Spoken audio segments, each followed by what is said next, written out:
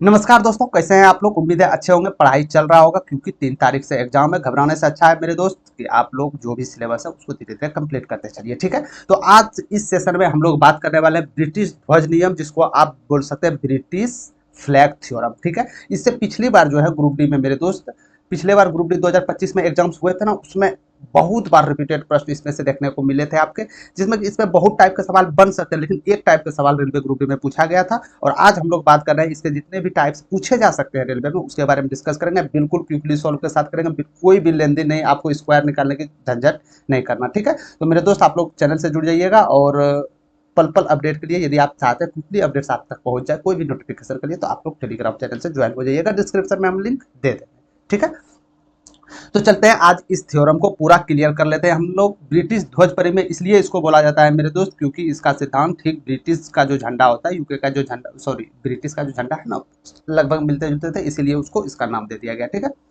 British ध्वज परिमेय में क्या कहता है मेरे दोस्त कि यूक्लिडियन ज्यामिति का एक नियम है जो बताता है कि यदि किसी आयत के अंदर, बाहर या कोई भी बिंदु पे, जैसे मान लीजिए कोई भी आयत है, इसके बाहर भी हो सकता है, अंदर भी हो सकता है, या कोई भी बिंदु पे यानी कोई भी रेखाएं पे हो सकता है, ठीक है।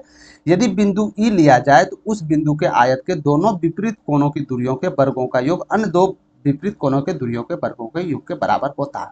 बात समझ में आया? नहीं आया? हम भी नहीं समझे, समझाने देखिए। जैसे मान के चलिए मेरे दोस्त, ये आपके पास एक आयत दिया गया था ए बी सी, यानी इसमें जो है किसी भी वो बिंदु जो है ई जो है बिंदु कहीं भी रह सकता है, अंदर भी रह सकता है, बाहर भी रख सकता है, मध्य बिंदु पे भी रख सकता है। तो इसमें सपोज डेट के लिए हम अंदर में दे दिए हैं यहाँ पे, ठीक है।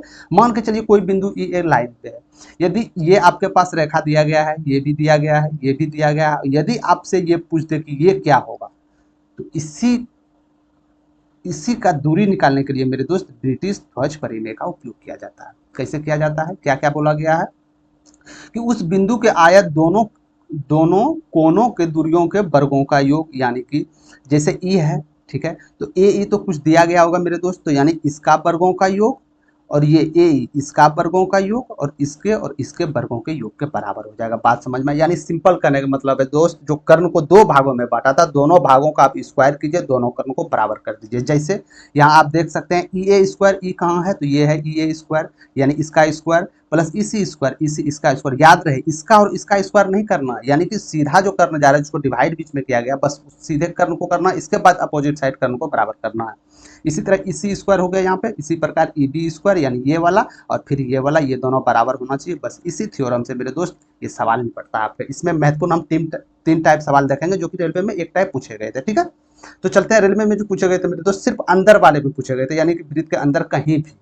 तो चलते हैं हम लोग सीधे प्रश्न की तरफ, बिल्कुल समय नहीं लेंगे आपका मेरे दोस्त। और एक प्रश्न हो सकता है क्योंकि पिछले बार ग्रुप ने बहुत बार रिपीटेड ये प्रश्न कर दिया था मेरे दोस्त, इसीलिए ये सिद्धांत लाना पड़ा कि कहीं भी दिक्कत ना हो, ठीक है। तो चलते हैं सीधे पहले नंबर प्रश्न पे, इसको देख लेते हैं जिसमें कि कोई भी त्रुटि आपको ना हो। एक प्रश्न लाए हैं, एक प्रश्न आप लोग के लिए लाए, दो प्रश्न, एक एक टाइप के दो प्रश्न लाए हैं। एक प्रश्न आपको खुद बताए जाएंगे यहाँ पे, एक प्रश्न आप लोग बना के कमेंट सेक्शन में जवाब देना, ठीक है। बोला गया है आयत ए बी सी डी, कुछ मत कर रहे हैं हम ए बी सी डी निकाल दे रहे हैं, ठीक है। हम मान लेते हैं ए है, बी है, सी है, डी है। बात क्लियर है यहाँ तक? ठीक है, क्लियर है। ए बी सी डी के अंदर पी है, कहीं भी पी हो सकता है, ठीक है। हम मान लेते हैं इसी जगह बिंदु पी मान लेते हैं। चलिए, आपका बात भी, हम इसी जगह बिंदु पी मान लेते हैं, ठीक है। यदि पी ए 98 सेंटीमीटर है, यानी कि पी ए यानी इस बिंदु से ए की दूरी कितनी है, 98 है। अच्छी बात है। पी बी 91 है, यानी पी और बी ये कितनी है मेरे दोस्त, 91 है। पी सी 21 है, पी सी क्या है, यही है ना, तो पी सी कितनी है, 21 है। तो पी डी की लंबाई क्या होगा ज्ञात करना, बस सेम टू सेम आ गया ना वही सवाल, यानी ये एक्स का मान ज्ञात करना है। ये सवाल क्या हो सकता है आपका, ठीक है। ध्यानपूर्वक देखिएगा, हमने आपको क्या बताए थे, यानी पी बिंदु से किसी भी दूरी को आप पहले लीजिएगा, ठीक उसके अपोजिट साइड उसको ऐड करना है। जैसे मान के चलिए हम पी से ए तक की दूरी हम लिए, तो पी ए स्क्वायर कितना हो जाएगा, 98। तो हमने पढ़े थे 98 का स्क्वायर यानी पी ए का स्क्वायर, प्लस करना है इसके ठीक अपोजिट साइड वाले, अपोजिट, ये नहीं कि दाएं बाएं चले जाना आपको, नहीं, अपोजिट साइड में, यानी क्या है P C square, P C क्या है 21 का, तो 21 का स्क्वायर। बात समझ में आया? तो ये दोनों जो योग बराबर होंगे, स्क्वायर जो बराबर होंगे मेरे दोस्त, ये दोनों के बराबर होंगे, यानी कि पी बी कितना है, पी बी आपका 91 यानी 91 का स्क्वायर, और ये पी डी को हम एक्स मान लेते हैं एक सेकंड के लिए, तो ये एक्स का स्क्वायर। बात यहाँ तक क्लियर समझ में आया? बस सवाल आपको कब बन चुका है। अब बात रहा कि इतना बड़ा स्क्वायर करने में समय जाएगा, तो नहीं जाएगा समय मेरे दोस्त। इसमें आप लोग चाहे तो आप सिंगल डिजिट यूज कर सकते हैं, यूनिट डिजिट यानी इकाई अंक का इस्तेमाल कर सकते हैं, या तो डिजिटल सम का यूज।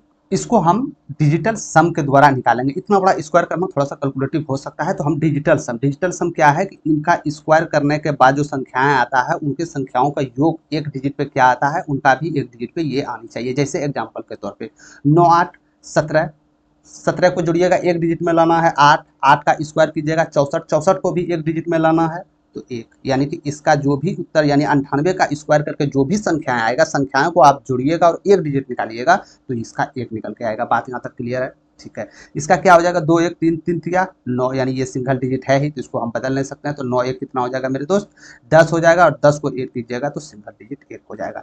यानी 98 का स्क्वायर प्लस 21 का स्क्वायर यदि कीजिएगा, जो भी संख्या आएगा उसको जोड़िएगा एक डिजिट में लाइएगा तो वो एक डिजिट 1 होगा, और यही एक डिजिट 1 इसके बराबर आनी चाहिए। बात क्लियर है?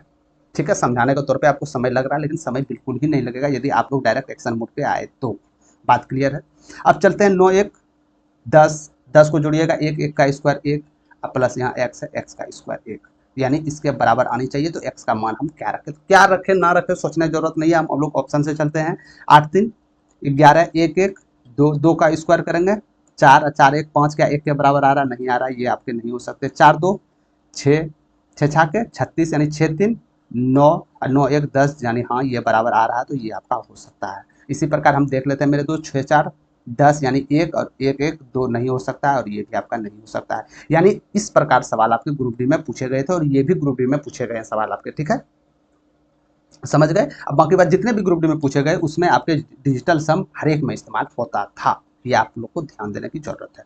ये मेरे दोस्त बात वही है, वही सवाल है, तो ये आप लोग के लिए कमेंट सेक्शन में जवाब दे दीजिएगा। एक कैसे बनाना चाहिए इस वीडियो को हम इस्तेमाल कर चुके हैं, और इस फॉर्मूले द्वारा आप इसको बना सकते हैं। ठीक है, तो एक बना दिए और एक एग्जाम्पल है, इसको आप लोग कमेंट सेक्शन में बना के जवाब दे दीजिएगा। चलें आगे। ये अब आ जाते हैं हम लोग टाइप टाइप दूसरा प्रश्न पे।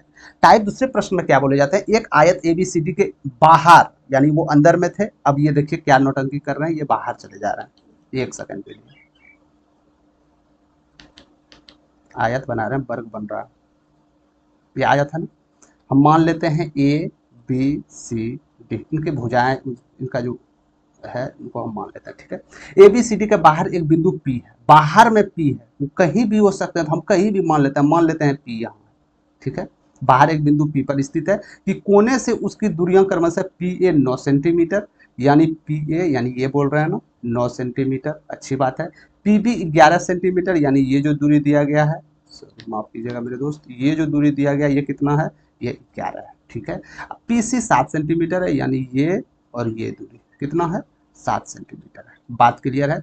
तो P से चौथे कोने D, यानी P से चौथे कोने D मेरे दोस्त, इसका दूरी क्या होगा, ये दूरी आपको बताना है। तो PD की दूरी ज्ञात कीजिए क्या होगा। याद रहे पिछले बार जो हम लोग किए थे मेरे दोस्त, उसमें हम लोग अंदर में आयत के अंदर में किए थे, इसमें हम लोग बाहर थे, बाहर यानी बाहर पे मिलाने के बाद इसका क्या होगा। थ्योरम वही इस्तेमाल होगा, फॉर्मूले आपके वही इस्तेमाल होगा। करना कैसे है ये देखना। तो सबसे पहले कोई P से कोई एक बिंदु को देखना, कोई एक बिंदु को हम मान लिए P से A को देखें, P से A को देखें तो कितना है ये 9 का, तो 9 का स्क्वायर हो जाएगा PA। ठीक है, अब क्या देखें, B देखें या D देखें या C, नहीं, ये जो है मेरे दोस्त, ये कर्ण बनाने के लिए किस किस कोण की ओर जाएगा, यानी C की ओर जाएगा। विकर्ण बनाने के लिए किस ओर, भुजा की ओर जाएगा, यानी C की ओर जाएगा ना, तो यानी आप C का लीजिए, यानी A और C कितना है 7, 7 का स्क्वायर बराबर AB कितने हैं 11 का स्क्वायर प्लस AD, यानी इसका भुजा यानी x का स्क्वायर। पहले भी बता दिए मेरे दोस्त कैसे लेना है। ठीक है, एक यदि A ले रहे हैं तो दूसरा C 110% आपको लेना होगा। तो इसको यूनिट डिजिट ना करके मेरे दोस्त आपको डायरेक्ट भी कर देना है, 9 9 81 7 7 49 बराबर कर देना कैसा से। देखिए यूनिट डिजिट वहाँ इस्तेमाल करना है जहाँ कैलकुलेटिव लंबा हो, समय बचत करना हो। ये सब तो आप नॉर्मली भी कर सकते थे, यानी 130 आ गया ना, 130 बराबर 121 प्लस एक्स स्क्वायर। तो एक्स का मान जो आ जाएगा मेरे दोस्त क्या 3 आ जाएगा एक्स का मान, क्योंकि एक्स स्क्वायर का मान 9 चले जाएगा तो एक्स का मान 3 चले जाएगा। Option number 3 is right answer. बात क्लियर है? बाहर की ओर समझ गए? इसी प्रकार एक सवाल ये है, इसको भी बना के आपको कमेंट सेक्शन में जवाब दे दीजिएगा, ये बाहर वाले हैं। ठीक है, अब चलते हैं टाइप थर्ड पे। टाइप थर्ड पे सवाल देख लेते हैं, क्योंकि रेलवे एक टाइप पूछा है तो हम लोग 2-3 टाइप कवर कर लेते हैं, हो सकता है एग्जाम में देखने को मिल जाए। ठीक है, एक आयत ABCD की भुजा AD पर मध्य बिंदु है M है, बना लेते हैं ना, बना लेते हैं मेरे दोस्त ABCD। बात क्लियर है? क्या यहाँ तक समझ में आ गया? ए बी सी डी भुजाएं, ठीक है। एडी का मध्य बिंदु एम है, एडी का मध्य बिंदु एम है, हम मान लिए ये भुजा एम है मध्य बिंदु। एम बी 10 सेंटीमीटर है, यानी एम बी यानी ये बोल रहा है ये कितनी है? 10 सेंटीमीटर है। एम सी 10 सेंटीमीटर है, यानी एम और सी यानी एम सी यही हुआ ना, ये भी 10 सेंटीमीटर है, ठीक है। ए से एम की दूरी एम ए 6 सेंटीमीटर है, यानी ये जो दूरी है मेरे दोस्त, ये जो दिया गया है ये 6 सेंटीमीटर है, ठीक है। तो एम डी की लंबाई क्या होगी, यानी एम और डी यानी ये वाला लंबाई क्या होगा, ये आपसे पूछा गया है, ठीक है। तो हम लोग कुछ नहीं करेंगे, जिस प्रकार करते आए उसी प्रकार करना। सिर्फ एक बात याद रखना है कि जो दो कोण मिला के विकर्ण बनते हैं, यदि एक कोण को पहले जो आप चूज किए हैं तो दूसरा कोण जो विकर्ण बनाने वाली कोण है उस कर्ण को लेना है, ना कि अपोजिट वाले कर्ण को, विकर्ण को। बात समझ में आया? जैसे यहाँ से आप कुछ भी भुजा पकड़े, हम ए नहीं पकड़े, हम ए नहीं पकड़े, हम चाहते हैं हम बी पहले पकड़े, हम चाहते हैं मेरे दोस्त कि हम पहले बी पकड़े। तो ठीक है, एम बी पकड़ते हैं। एम बी का स्क्वायर कितना हो जाएगा? 110 का स्क्वायर 100 ही होता है ना, ठीक है। जब एम बी पकड़े तो बी किस कोण के साथ विकर्ण बनाएगा, यानी डी कोण के साथ अपोजिट, यानी डी को पकड़ना, यानी डी का एक्स है एक्स स्क्वायर, इन दोनों को बराबर करना है अब समांतर वाले को, यानी कि 6 का स्क्वायर यानी 36 और 10 का स्क्वायर क्या हो जाएंगे? 100। बात क्लियर में आया? तो यानी x बराबर 6 यहाँ से भी आप लोग निकाल सकते थे मेरे दोस्त। बात क्लियर है? कैसे निकाल सकते थे? देख सकते हैं 136 उसमें जाएगा 36, एक्स स्क्वायर का वैल्यू 36, एक्स का वैल्यू 6 हो गया। बात क्लियर है ये? तो ये भुजाएं वाली है, तो ये भुजाएं कहीं भी दे सकती है आयत में, आपको इस जगह भी दे सकता है, इस जगह भी, इस जगह भी, इस जगह भी, कहीं भी दे सकता है। तो आप लोग केयरफुल रहिएगा एग्जाम्स के अंदर। बात क्लियर है? क्या बात समझ में आ चुका है आप लोग को? तो ये प्रश्न मेरे दोस्त, ये भी प्रश्न आप लोग के लिए है टाइप थर्ड, जो कि आपको बना के कमेंट सेक्शन में जवाब देनी है। समझ में आ गया? इसमें 3 टाइप सवाल बताए आपको, अंदर में, आयत के अंदर, आयत के मध्य बिंदु और आयत के बाहर। ये पूछे जा सकते हैं, पिछले बार पूछे में सिर्फ आयत के अंदर में पूछे गए थे, लेकिन ये हो सकता है मेरे दोस्त पूछे जा सकते हैं। तो ये छोटा सा आप लोग के लिए टॉपिक लेके आए थे कि यदि एग्जाम्स में रिपीट करते थे आप लोग समय बचाते रहने सॉल्व कैसे करना है वो आप लोग यहाँ से देख सके। ये थ्योरम को आप लोग याद रखिएगा मेरे दोस्त, एक सेकंड, ये थ्योरम को आप लोग याद रखिएगा, कहीं भी आप लोग मिस नहीं कीजिएगा, ठीक है। बात में याद है, लेकिन एक बात हमेशा याद रखिएगा कि इन दोनों को भुजाऊं, यदि विकर्ण, इसमें विकर्ण को बड़ा ध्यानपूर्वक, यदि ए को पहले लिया तब हम ई के पास जाएंगे, यदि बी को पहले लिया तो सब पहले हम सेकंड नंबर पे डी पे जाएंगे। बात क्लियर है?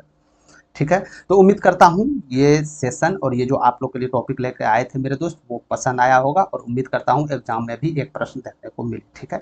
और तैयारी बेहतरीन करते रहिए मेरे दोस्त। आते हैं कोई और नेक्स्ट सेशन में कोई नया टॉपिक लेकर। जय हिंद।